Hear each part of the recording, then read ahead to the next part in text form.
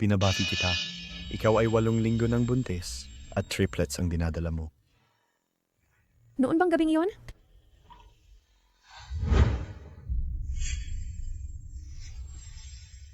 Hindi. Hindi ko dapat ipalam. Sa baliw na yon, nabuntis ako sa kanya. Umalis ka riyan. Pumunta ka sa restaurant na walang pera. Gusto mong kumain ng libre? Paano akong walang pera? Ang aking scholarship, ang kita mula sa part-time job, ay dapat nang naideposito.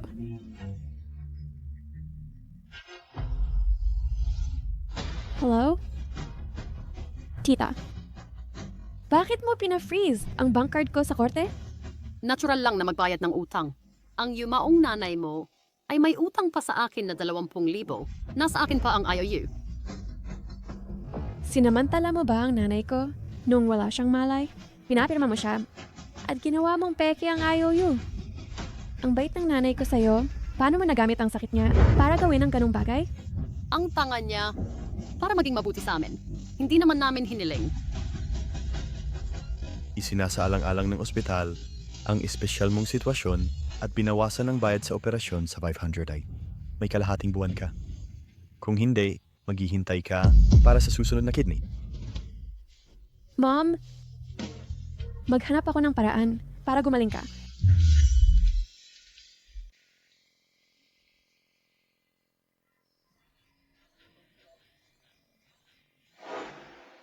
Cheng Kian, sa banquet sa South Suburb bukas, may trabaho bilang waitress. Gusto mo bang sumama? Sige, sasama ako.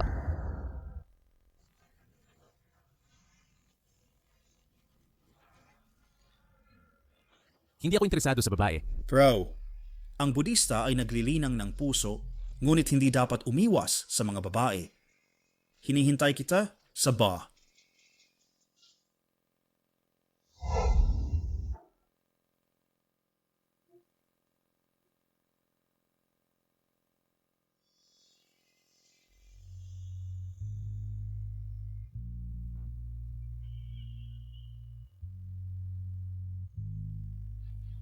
Ang silweta na ito, si Huo Xiu ba? Binatang Huo. Bakit wala si Gu Qian? Hindi ba kayo nagde-date? Nasa ospital siya kasama ang kanyang ina. Kalimutan mo na siya. Magsaya tayo. Tara, Hindi ko alam kung si Yu ay papahiramin ako ng pera para sa operasyon.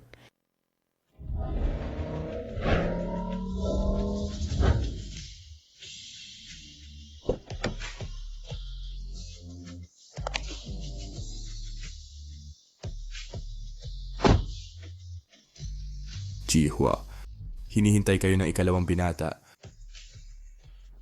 Salamat.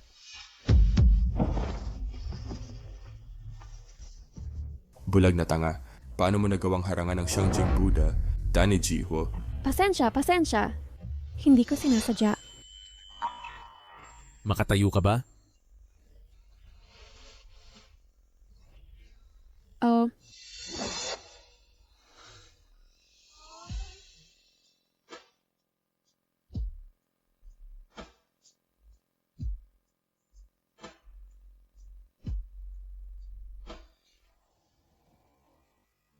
Ang pamilya ho namin ay hindi nangangailangan ng mga bastos na tao. Opo. Jihua, hindi na ako maglalakas loob. Patawarin mo ako. Hindi na ako maglalakas loob muli, Jihua.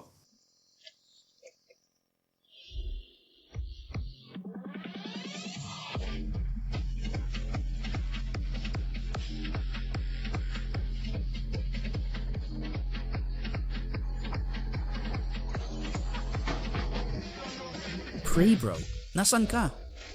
Sa pagkakataong ito, marami akong dinalang magagandang babae, tiyak na may magugustuhan ka. Nagpapalit ako ng damit. Paalisin mo silang lahat. Wag naman bro, araw-araw nagre-reklamo si Lola na hindi ka lumalapit sa mga babae. Sobrang gusto niyang makita kung ano ang itsura ng kanyang manugang na babae. Mas mabuti pa rin iyon kaysa sa iyo na napapaligiran ng hindi mabilang na babae. Anyway, ang aming pamilya ay sinumpa ng angkan. Sa buhay na ito, imposible para sa atin na magkaroon ng mga supling. Bakit hindi na lang mag-enjoy sa buhay habang kaya pa? Uy, hindi mo ba naisip na humanap ng babae para maaliw? Ang pag-ibig ay hindi laro. Gu Xiangqian, dumating na siya sa wakas. Uy, pre. May gagawin ako. Kailangan ko ng magbaba. Tigilan mo ang mga boring na kalokohan. Nakakainis. Binatang Huo, kahit na ikaw at ang kuya mo ay kambal, sobrang layo ng ugali ninyo. Ang lakas ng aura niya. Hindi kami makapagsalita. Ang liit ng tapang mo. Sige na. Tagay,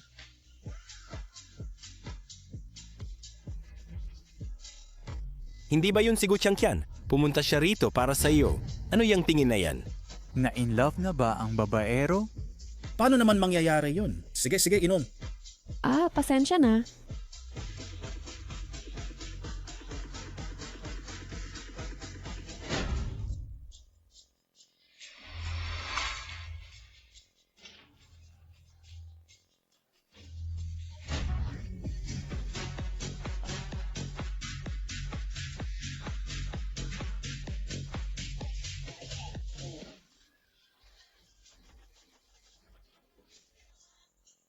Gu Qiangqian. Gu Qiangqian, bakit ka pumunta sa ganitong lugar para hanapin ako? Handa ka nang ibigay ang sarili mo sa akin? You! Gusto kong humiram ng 200,000 yuan sa'yo. Sige.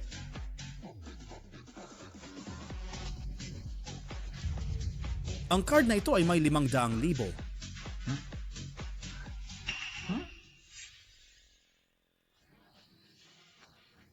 Uminom ng isang bote, kumita ng 10,000.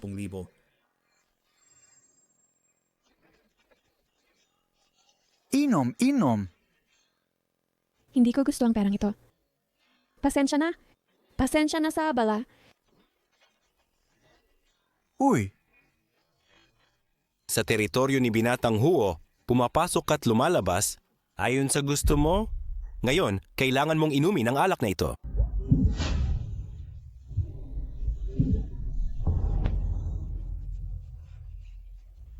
Sabihin mo sa akin kung anong uri ng babae ang gusto mo. Ako, na may nunal sa dulo ng ilong, yung klase na magugustuhan ko sa unang tingin. Tulungan mo ako.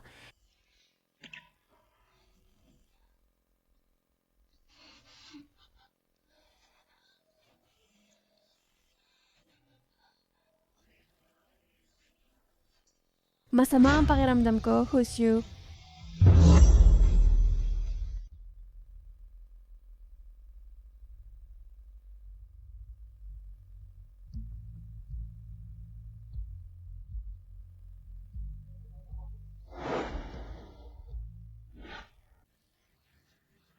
Binabati kita, 8 linggo kang buntis na may triplets.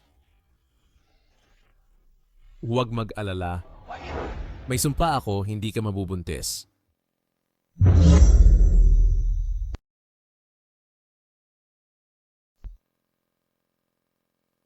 Ang galing ng sperm quality. Kung talagang maganda ito, hindi sana walang kahit isang anak na naipanganak. Baka naman, totoo nga ang sumpa ng aming pamilya? Hindi ka ba bulag? Pasensya. Gu Qiangqian.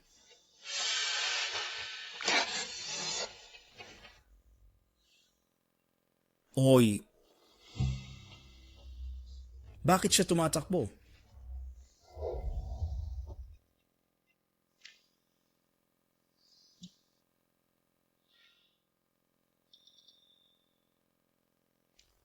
Akala ko, 10 henerasyon ng iisa lang ang anak ng pamilyang Huo. Dahil naawa ang langit, binigyan ng pamilya Huo ng kambal. Pero kayong dalawang magkapatid, hanggang ngayon, wala man lang kayong binigay na apo sa akin.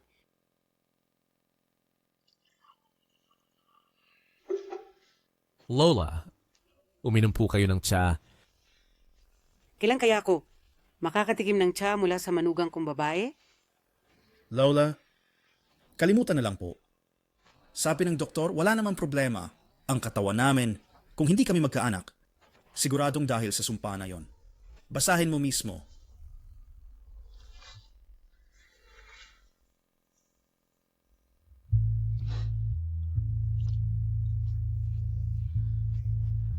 Nawa ang langit. Binigyan ng pamilya ho ng triplets. Anong triplets?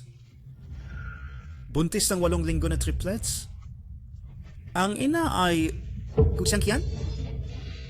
Paano nangyari ito? Sabihin mo ang pangalan mo. Jianqian. Gu Jianqian.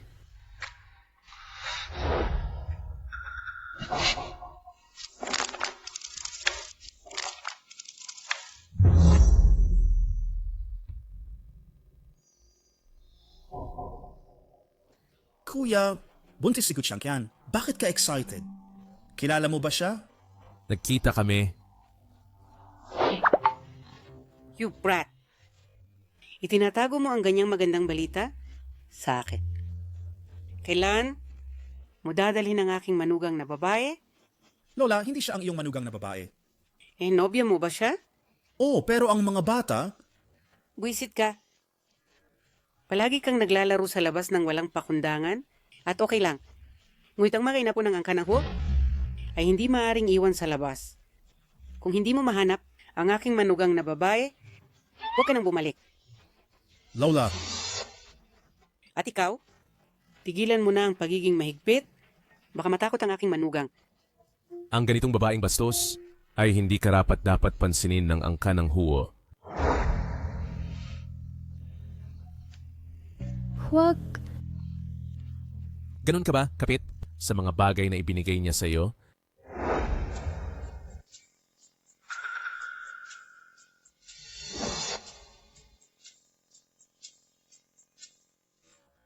Sa pagkakataong ito, salamat sa pagtulong mo sa akin.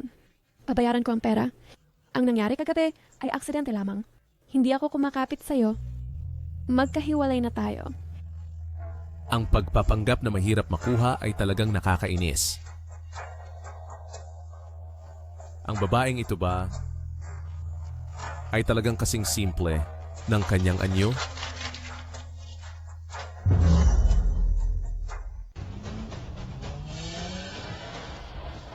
Lindsay, Kuchangkian, sino ang ama?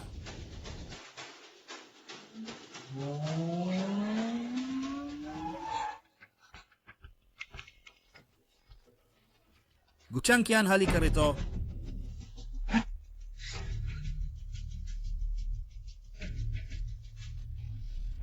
Babaeng demonyo, lakas ng loob mong tumakbo. Mga anak ko, pasensya na. Hindi ko pwedeng malaman ng baliw na yon ang inyong pag-iral. Kapag nakuha ko na ang bahay mula sa nanay, kailangan ko nang magpaalam sa inyo.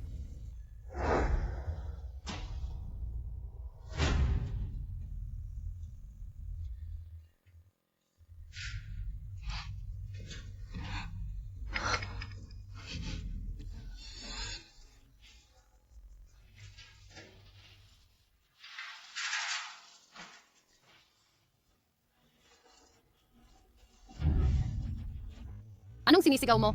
Parang pusang maingay sa panahon ng init. Babaeng walang hiya. Gusto mo ba akong patayin? Inookupahan mo na. Ang bahay ko, okay lang. Pero bakit pinalitan mo rin ang kandado? Bahay mo? Tsk. Inilipat na ng nanay mo ang bahay sa akin. Ngayon akin na ito lahat-lahat. Ito ay iniwan ni Lolo. Si Mommy ay hindi gagawa nun. Tumigil kayo sa pagtatalo. Ano ba ang pinagtatalunan ninyo? Tingnan mong mabuti. Ang iyong ina, personal na. Nagpirma ng kanyang fingerprint.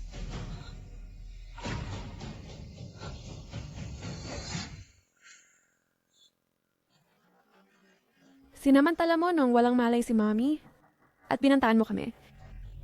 Hindi maaring legal ang kontratang ito. Nakasulat ito ng malinaw sa itim at puti. Ibig mo bang balikan ito? Sige. Magdala ka ng 2 milyon para ipagpalit. Ito ang bahay ko. Bakit ko babayaran yun? Kung talagang ayaw kang umalis, tatawag na ako ng pulis. Ikaw na walang utang na loob. Natuto ka ng tumawag ng pulis. Pumasok kayo rito. Pasok. Hello! Ang subscriber na tatawagan mo ay pansamantalang hindi available. Hello?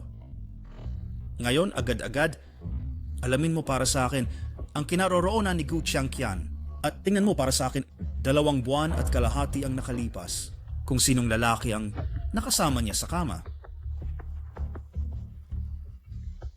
Gu Qiangqian, paano mo nagawang lokohin ako? Patay ka na. Mr. Huo, Magsalita ka. ito ang surveillance video nung gabing yon mula sa bar. Si Miss Gao ay nilagyan ng droga ng kaibigan ng ikalawang Ginoo. Sa huli, tumakbo siya palabas na walang malay at saka bumangga sa iyo.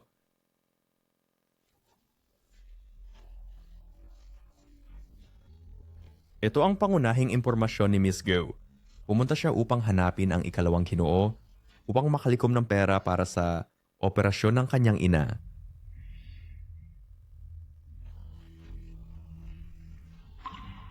Kaya nung gabing iyon, pinilit siya. Tumakas siya. Habulin mo siya. Hoy, Gu Qiangqian. You! Iligtas mo ako. Hello, Mr. Huo. Iligtas mo ang batang ginang. Opo.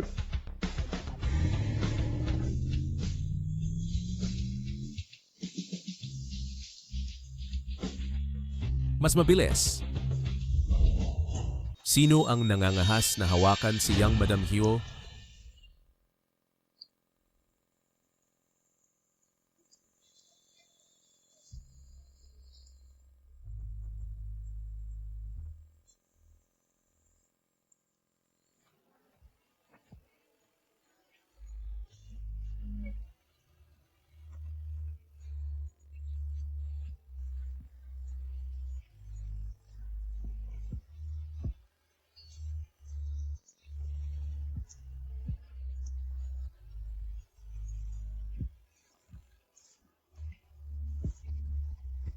Pagbayarin mo sila ng 1,000 ulit.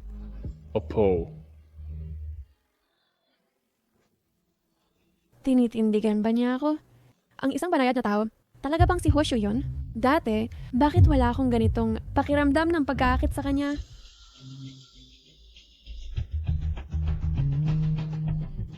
Gu Qiangqian, mali ang lalaking niyayakap mo. Lumayo ka sa kapatid ko. Ikaw ay kapatid ni Hoshu? Kung gayon, ang tawang nung gabi,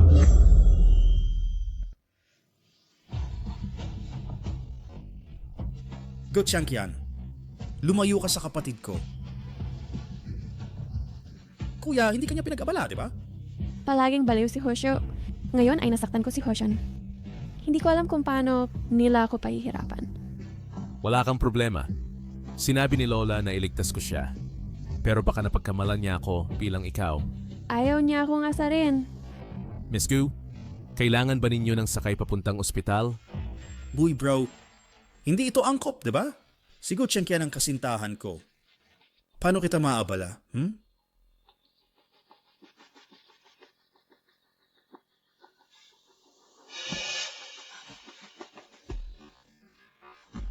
Sabihin mo sa akin, nang gabing iyon sa bar, saan ka pumunta? Saan ako pumunta? Hindi mo pa alam? Paano siya tila walang kamalay-malay? Sa nangyari ng gabing yon? Pero malinaw. Posible bang gabing yon? Mabuti, natuto kang magtago ng bagay. Gu Qiangqian.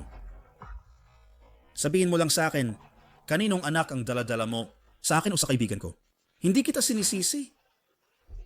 Ano ba yung sinasabi mo? Nang gabing iyon, hindi ako pumunta kahit saan. Sa tingin mo maniniwala ako sa'yo? Nang gabing iyon, kung hindi ako bumalik sa mansyon para hanapin ang aking kapatid, sa tingin mo makikipagrelasyon ka sa ibang lalaki. Ang mansyon?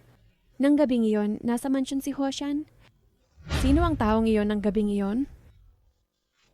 Mr. Ho. Binibining asawa. Hayaan na lang siya at si Yu na mag-ayos ng lahat minsan at para sa lahat. Nasaan ang antidote? Hindi ko alam.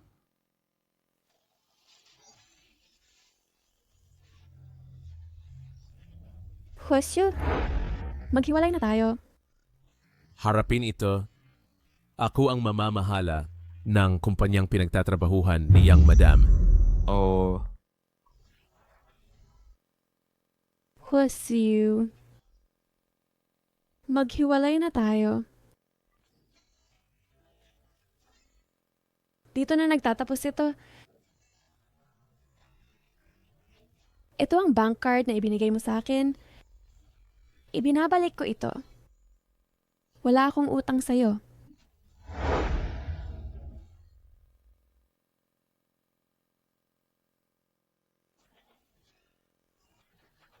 Gutschenkyan, hindi kita pababayaan. Kung wala ako, sino ka ba?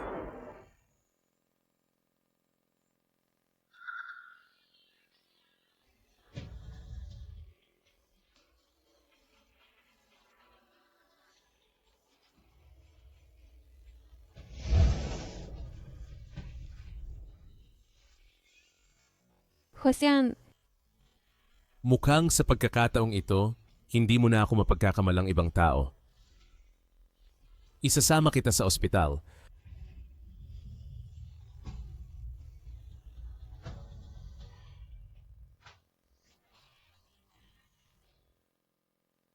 Kaya mo bang tumayo?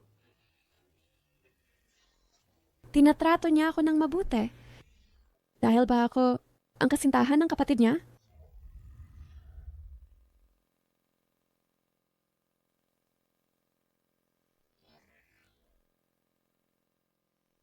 Mr. Huo.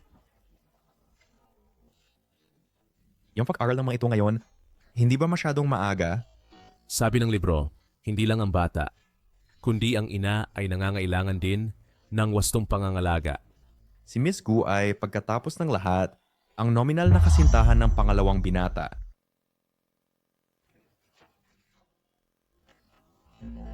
Naghiwalay na sila. Siya lang ang maaaring maging asawa ko. Maghanap ng isang top-notch nursing team para alagaan ng aking asawa at biyenan. Oo. Sa grupo kasalukuyang nasa part-time work-study status si Young Madam at hindi pa regular. Ayusin ang pinakamadaling trabaho para sa kanya at regular rin siya sa normal na pamamaraan. Kakakuha mo lang ng grupo at binibigyan mo ng pabor si Young Madam ng sobra. Natatakot ako na magagalit ang ibang empleyado. Ang aking asawa ay hindi dapat pinupunan ng iba. Lumabas ka? Oo.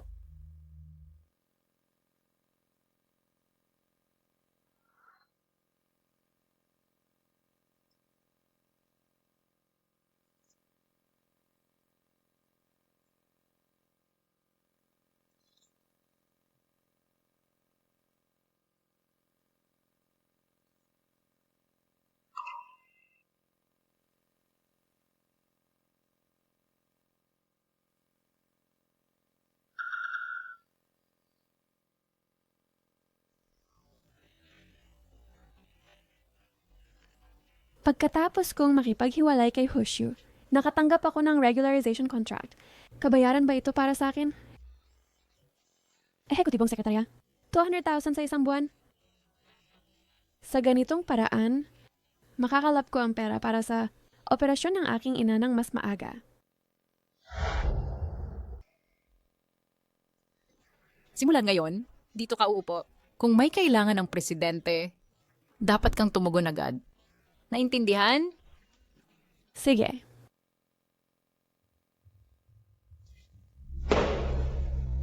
Si Presidente Hu ay nanatiling may integridad sa loob ng maraming taon. Pinapayuhan ko kayo na huwag magkaroon ng anumang mga hindi wastong pag-iisip patungkol kay Presidente Hu. Ang huling taong gustong umakyat sa kama ni Presidente Hu ay tinanggal na sa kabisera. Oo. Gayun din, dalhin ang mga ito kay ikalawang binatang Hu. Kung gagawin mong hindi masaya si ikalawang binatang Hu, hindi mo rin makukuha ang iyong sweldo.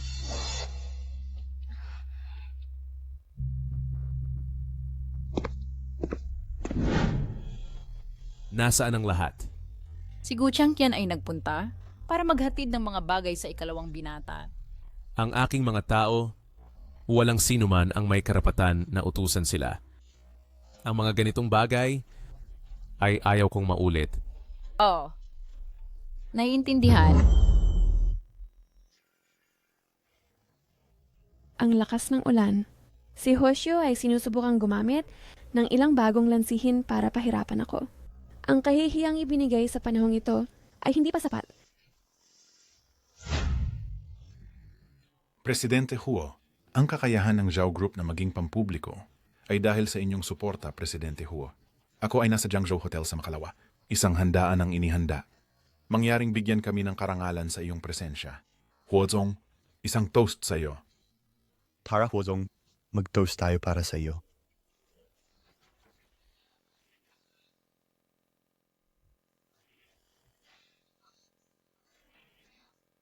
Huozong. Ang bagay na gusto mo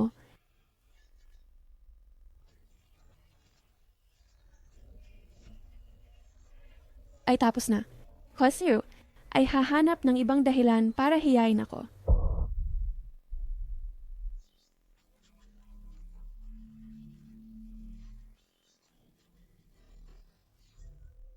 Lahat? Pasensya na. May mga personal akong bagay na aasikasuhin. Paumanhin. Huozong, okay lang. Maaari kang mauna.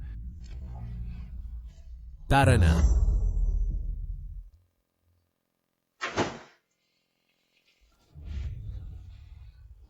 Pasensya na. Pumunta ako dito para hanapin si Hoshio. Patuyuin mo muna ang buhok mo.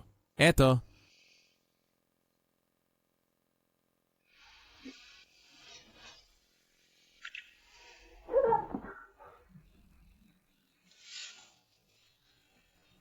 Bakit mo dinaya si Gu Changqian para pumunta rito? Siya ay isang mahirap na estudyante lang. Bakit siya maaaring makasama mo? Gusto ko lang siyang asarin at sirain. Hamak. Lakas ng loob mong hamunin ang hipag mo. Pasensya na, asawa. Alam kong mali ako. Dahil alam mong mali ka, tanggapin mo ang parusa. Kapag dumating si Gu Changqian, umiyak ka ng maganda.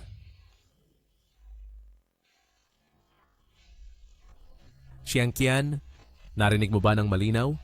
Ang taong hindi tapat sa pag-ibig ay walang pinagkaiba sa basura.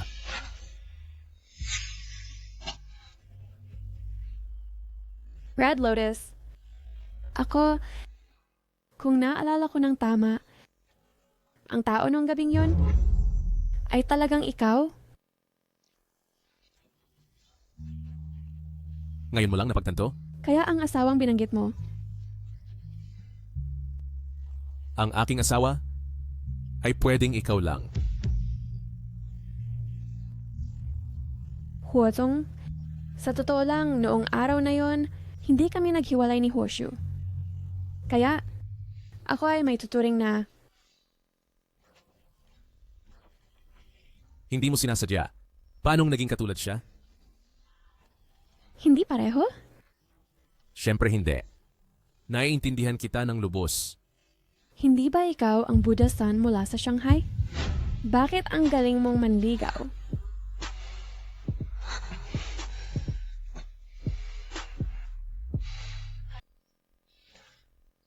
Mabuti. Gising ka na. May almusal sa mesa. Salamat. Kagabi, Mr. Hao, may iba pa kaming gagawin. Kaya alis na kami ngayon. Papapadalhan kita ng meeting summary mamaya. hindi niya ako hinamak tulad ni Hoshio. Kanina, sa harap ng mga direktor, hindi niya talaga pinatay ang mic. Buntis ka na ngayon? Kaya magpahinga ka ng marami. Nakalock si Ayu sa tabi. Huwag kang magmadaling lumabas. Pagkatapos ng almusal, maghintay ka sa akin sa kwarto ng masunurin.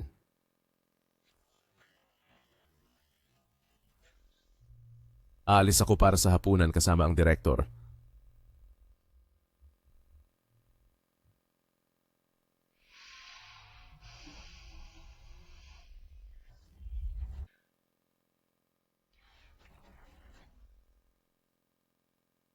Magpahinga ka pa.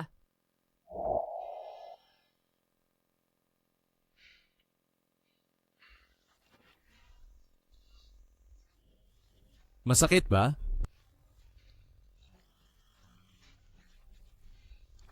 Tungkol kay Ayu, ako na ang bahala.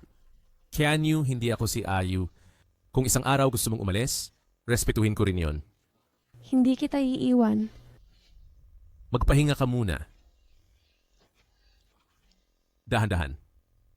Halika, mag-ingat ka.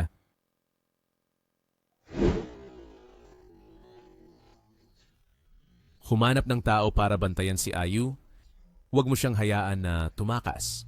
Opo. Mr. Huo, gusto ng matandang ginang na dalhin mo ang asawa sa bahay. Hindi pa siya handa. Maghintay ka muna. Opo.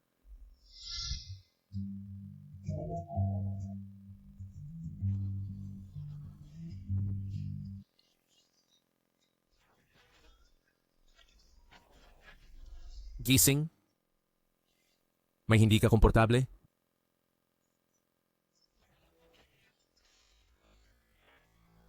Ano ang tinitingnan mo? Isang kompetisyon sa pagpipinta ng mga estudyante na inorganisa ng kumpanya. Si Miss Go ay junior ng pangalawang binata.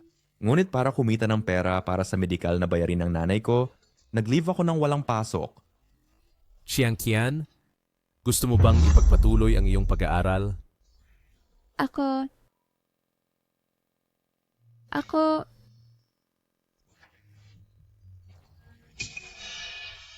Alam ko na para sa medikal na gastusin ng nanay mo, nag-leave ka at nagtrabaho sa iba't ibang part-time job. Huwag kang mag-alala sa mga bagay ng nanay mo. Ako na ang bahala. Ikaw ay mag-focus sa pag-aaral mo. Ngunit, hindi ako makaguhit. Subukan mo. Kung talagang hindi ka na makakaguhit, sige, magpagamot ka na. Sa ngayon, lubos na umuunlad ang medikal na paggamot. Tiyak na mapapagaling ito. Huwasyan, bakit ang bait mo sa akin? Sa akin? Meron bang bagay na maaari mong samantalahin? Negosyante ako. Namumuhunan, natural, inaasahan ko ang balik.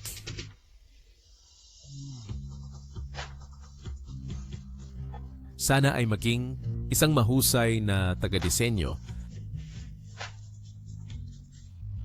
Pagkatapos mong matapos ang iyong pag-aaral, tulungan ang kumpanya na kumonekta sa mga kaugnay na negosyo. Hindi ka ba natatakot na mabigo ang pamumuhunan?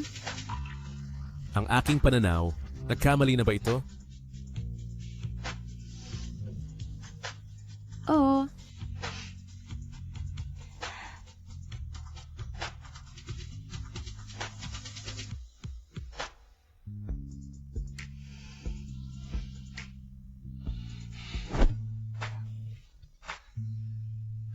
Tapos na ang seryosong usapan, kaya mag-usap tayo tungkol sa iba. Ano? Kucheng Kian, 28 na akong taong gulang. Noong nakaraan sa hotel, iyon ang una kong beses. Sige, alam ko na. Huwag mo nang sabihin.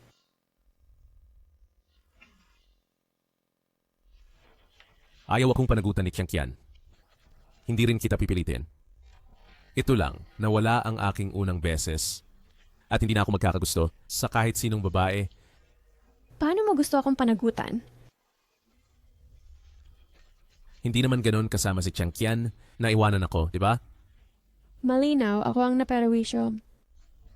Sabi ko, kaya kitang panagutan. Hindi ko pinilit kang panagutan ako.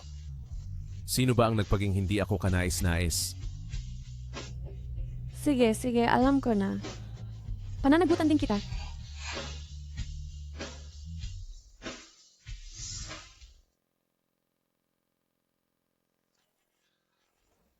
Doktor, kumusta ang kalagayan ng nanay ko? Medyo matatag ang kalagayan ng nanay mo. Kapag dumating na ang donor ng bato, saka na maisayos ang operasyon. Sige, nabayaran na ang bayad sa operasyon. Oras ng operasyon. Ipapa-schedule ko sa iyo sa pamamagitan ng assistant ko. Sige. Magaling. Maghanap ako ng caregiver mamaya na mag-aalaga kay tita. Focus ka lang sa pag-aaral mo. Salamat. Hwasyan, Kung gayon, ako ba ay karapat-dapat sa isang gantimpala? anong gantimpala ang gusto mo?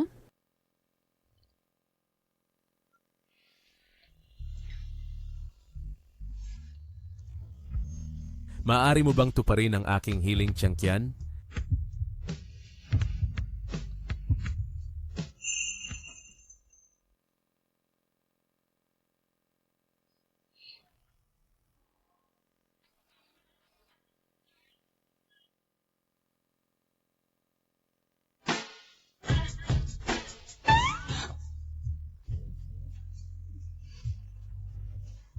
Nandaraya ka. Naayos na ang mga bagay sa paaralan? Makakapagsimula ka na ng klase bukas? Talaga? Napakabilis?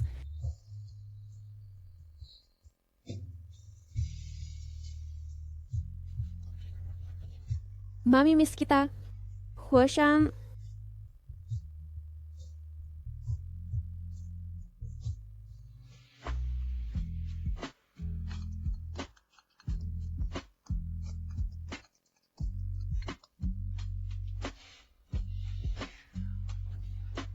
Hello?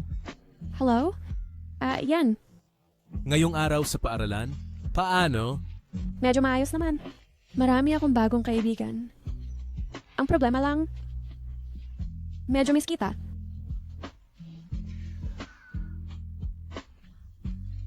Miss din kita. Gusto mo ba akong sunduin ngayong hapon? Ngayong hapon, baka may gagawin ako. May meeting akong dadaluhan. Okay lang. Mag-focus ka sa trabaho mo. Kaya ko nang umuwi mag-isa. Sige. Mag-aral ka ng mabuti sa paaralan.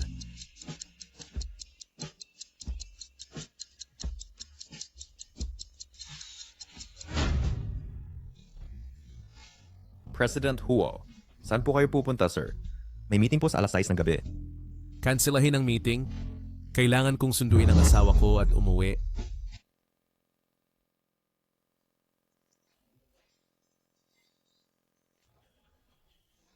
Yan ang kotse ni Hoshan. Hindi ako sasama sa'yo pa uwi. Paalam.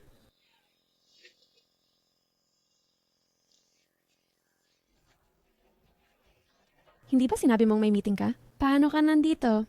Qian, sumakay ka muna sa kotse.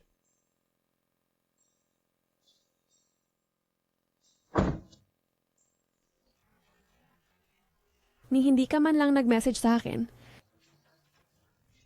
Kasi gusto kitang sorpresahin. Anong tinatago mo? Nahihiya ka na?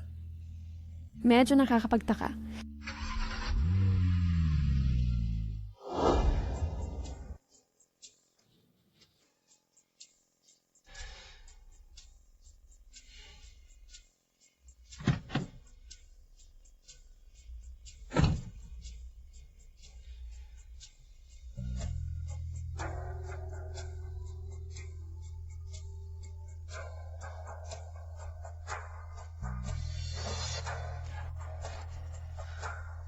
Hoy, kaklase. Pwede bang magtanong, lumabas na ba si Gu Tiangqian?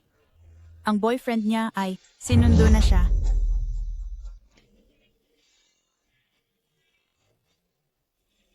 Hindi siya si Ayan. Ano ang gagawin ko? Si Hoshu ay isang baliw. Ayan, bilisan mo. Medyo hindi ako komportable. Ayan, pwede bang ibaba ang bintana? Napakalakas ng hangin. Kung bubuksan mo, magkakasakit ka. Sandali lang. Malapit na tayo.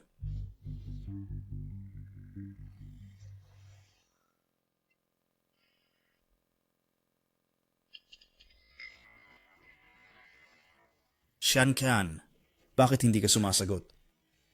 Kalmado, kalmado. Huwag hayaang si Hoshu makapansin ng kakaiba. Salamat, Ayan.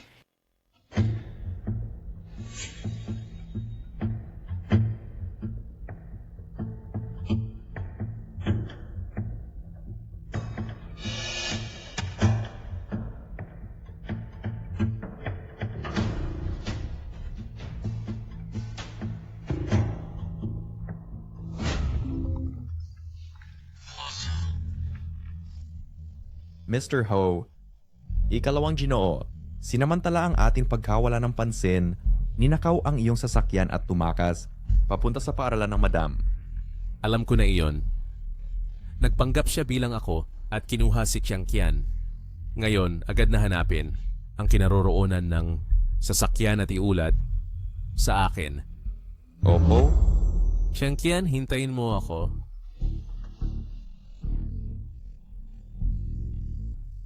Ang sasakyan ni ikalawang Ginoong Huo ay sumakay sa overpass at nagtungo sa suburb.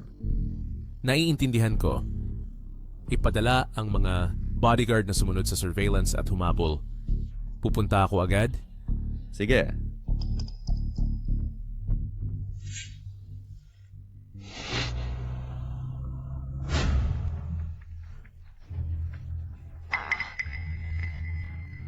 Ayan, saan tayo pupunta? Mayroon akong villa sa suburb. Hayaan mo akong dalhin ka doon. Ayan. Biglang sumasakit ang tiyan ko. Bakit hindi mo ako dalhin sa ospital?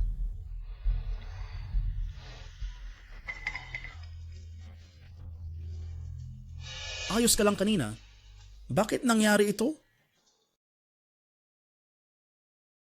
Ako, Chiang Qian, bakit ka nanginginig?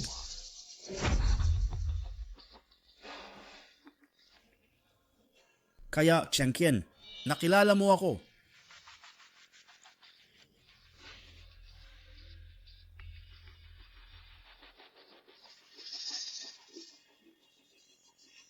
Talagang malikot ka.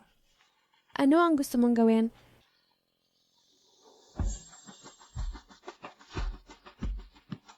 Gusto kong makita kung anong pagpili ng aking mahal na kapatid ang gagawin.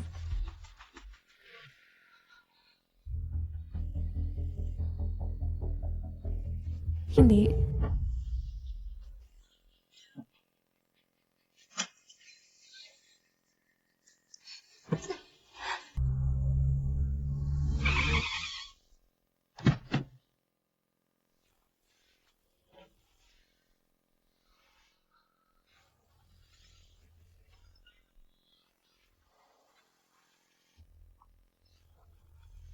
Magsalita ka.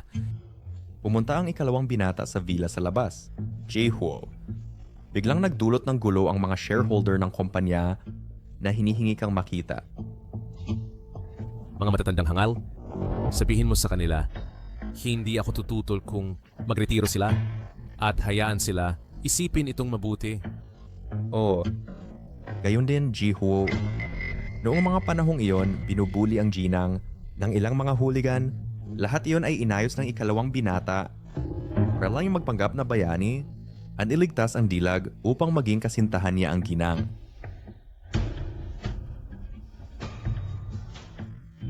Hua Siu, talagang magaling ka.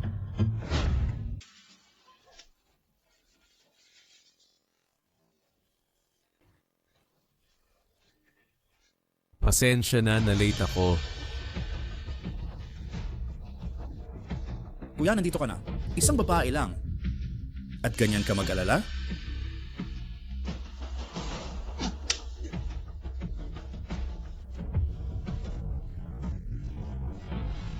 Itigil mo yung maruruming iniisip, siya na ngayon ang iyong hipag.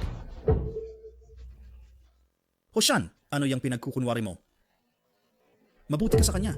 Hindi ba dahil buntis siya? Tagapagmana ng pamilya Huo. Gaano na ba kayo magkakilala?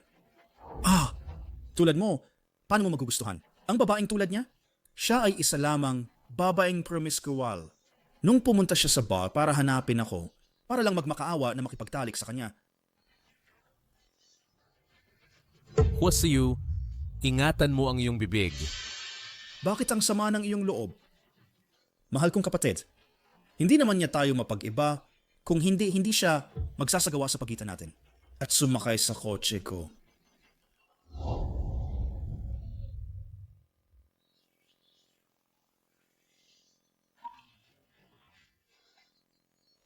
Anong ginagawa mo? Hindi.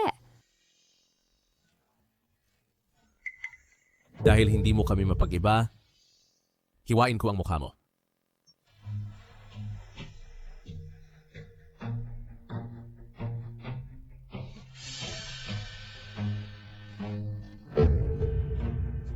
baliin ang isa niyang binti.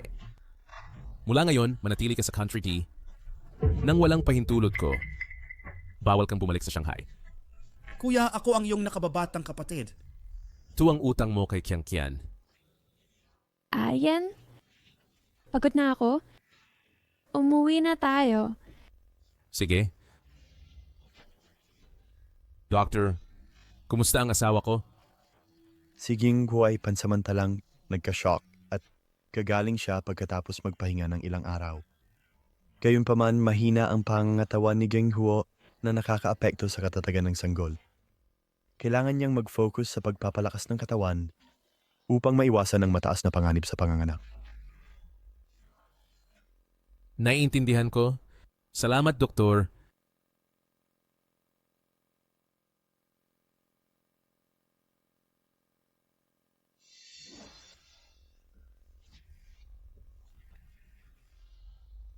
Mula ngayon, poprotektahan kita at hindi na kita pababayaang masaktan muli.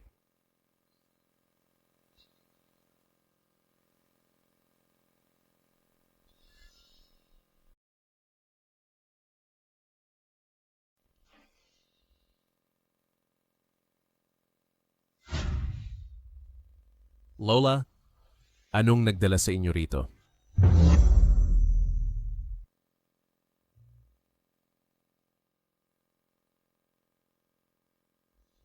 Lola, anong nagdala sa inyo rito? Ano? Pumunta ako para makita ang asawa ng apo ko. Kailangan ko bang batiin ka rin? Nagpapahinga pa siya. Bakit ka nakatayo dyan na parang estatwa? Sumama ka sa akin.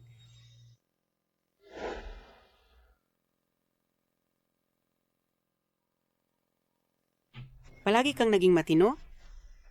Kaya paano ka nasangkot? Sa napakaraming gulo kasama ang girlfriend ng kapatid mo? Buntis siya, anak ng kapatid mo. Buntis siya sa anak ko. Anong sinabi mo?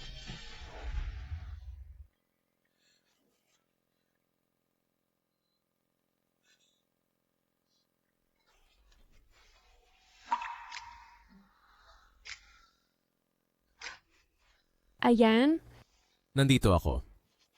muntik na akong mamatay sa takot. Alam ko, magaling ka. Sige. Tigil mo na ang pag-iyak, okay?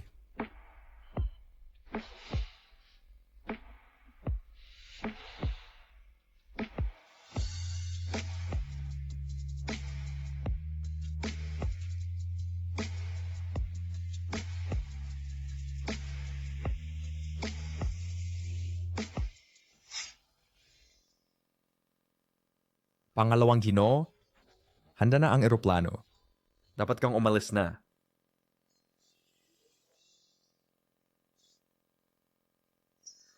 Tara na. Matandang ginang, Lola, mukha ko. Alam ko na ang nangyari. Mag-abroad ka at magbago. Huwag ka nang maging katulad ng dati. Oo, umalis na tayo.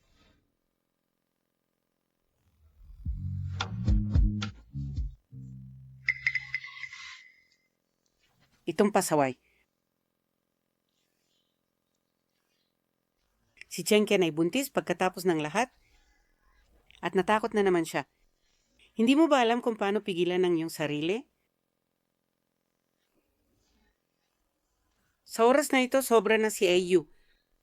Pinahirapan kita. Ito ang pamana ng aming pamilya. Bilang regalo sa pagkikita natin. Pero napakahalaga nito. Hindi ko ito matatanggap. Kung hindi mo ito kukunin, ayaw mo. Maging manugang na babae ng pamilyang Huo. Tanggapin mo ito galing kay Lola na may pagmamahal. Salamat po, matandang ginang. Tinatawag mo pa rin akong matandang ginang? Lola. Opo. Mabuting bata, pagkatapos mong lumabas ngayon, tumira ka sa mansyon ng Huo. May mga katulong na mag-aalaga sa'yo. Mas makakampante kami.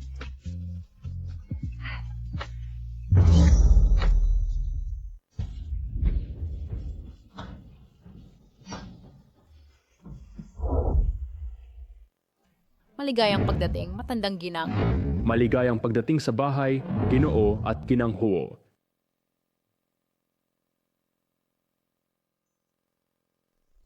Tara na, Ginang Huo. Hindi pa ako pumapayag na maging asawa mo. Kinuha mo ang pamana ng pamilya Huo. Gusto mo bang tumakas? Imposible. Tara na. Ganang. Ito ang kasambahay si Tia Yang. Mamaya ihahatid ka niya sa iyong silid. Sige. Tara na.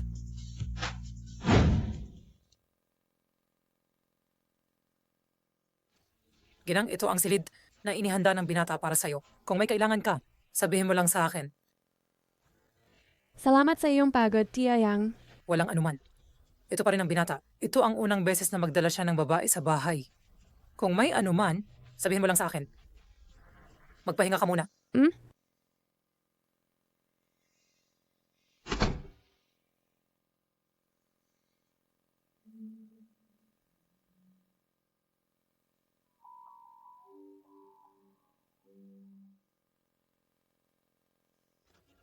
Parang panaginip ito.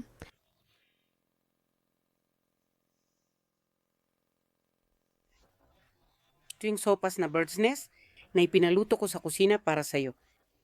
Dapat mong alagaan ang iyong kalusugan. Masyado kang payat, kaya kailangan mong magpalusog para hindi mahirap sa bandang huli. Mamaya pumunta ka sa pag-aaralan at magdala ng prutas kay Ayan. Alam ko na ikaw at si Ayan nakita ng hindi sinasadya. Ngunit ang damdamin, sa huli, lumalalim sa paglilinang.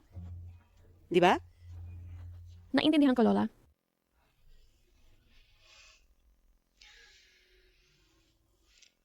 Huwag mag-alala, magpahinga ka.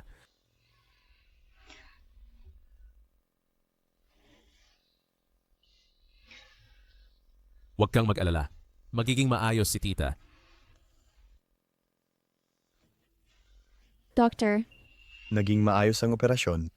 Magpagaling ka lang pagkatapos ng operasyon. Salamat, Doktor. Salamat, Doktor.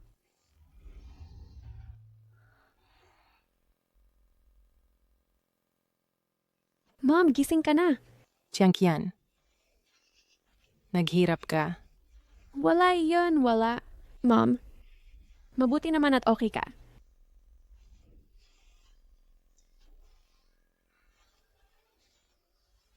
Lola, hawakan mo ako. Lola, ibigay ang bata sa yaya. Pakialam mo ang sarili mo. Tinanong kita kung kailan mo pakakasalan si Tiangkian. Lola, huwag kang mag-alala tungkol diyan.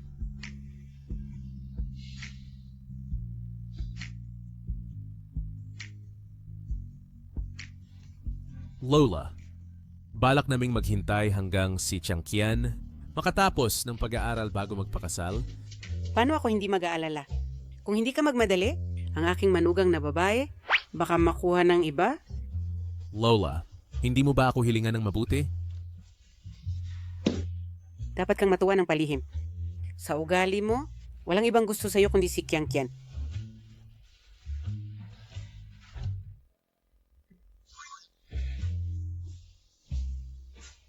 Mr. Huo. Naghirap ka.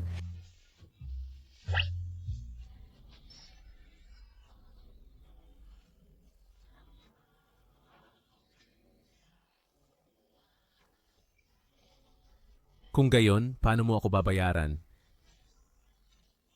Bayaran. Anong ginagawa mo? Pupunta ako para makita ang sanggol.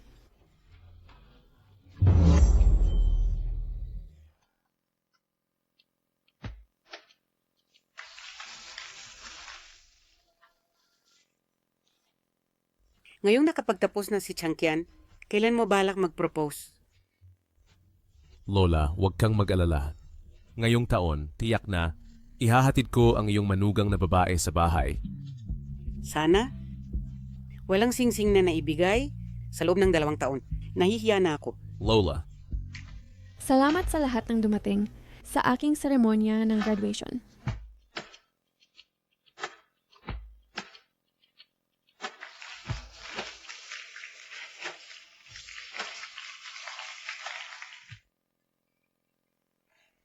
Chiangqian, congratulations. Maligayang pagtatapos. Salamat, Ayan. Chiangqian, halika, magpa-picture tayo? Sige, mauna na akong magpa-picture. Chiangqian.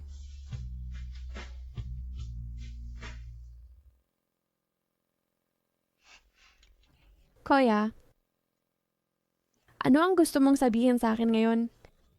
Alam kong magpo-propose si tatay kay nanay. Ganun ba? Talaga? Oh.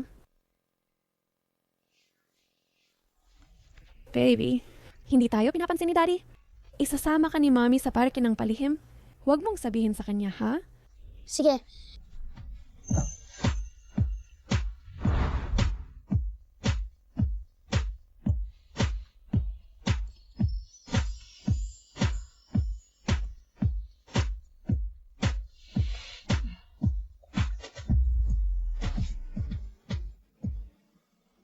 Guyangqian, magpakasal tayo.